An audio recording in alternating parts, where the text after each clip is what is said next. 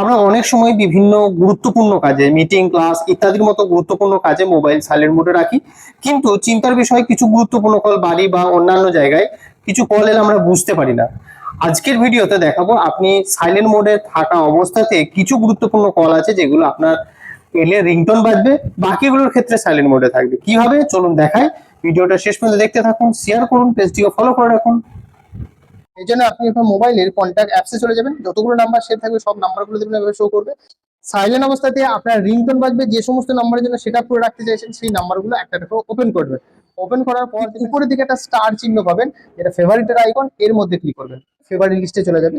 অর্থাৎ যতগুলো নাম্বার আপনি ফেভারিট করে রাখবেন সেই সমস্ত নাম্বারগুলো যখন কল করবে তখন কিন্তু আপনার সাইলেন্ট অবস্থাতেও রিংটোন বাজবে, বাকিগুলো রিংটোন বাজবে না। এবার যখন আপনার সাইলেন্ট করার প্রয়োজন হবে তখন আপনি সাইলেন্ট না করে ডু নট ডিস্টার্ব এটিকে সিলেক্ট করে দেবেন। ফেভারিট লিস্টে যে সমস্ত নাম্বারগুলো থাকবে সবগুলো যখন আপনার কল করবে রিংটোন বাজবে, বাকি নাম্বারে কোনো কিন্তু রিংটোন বাজবে না।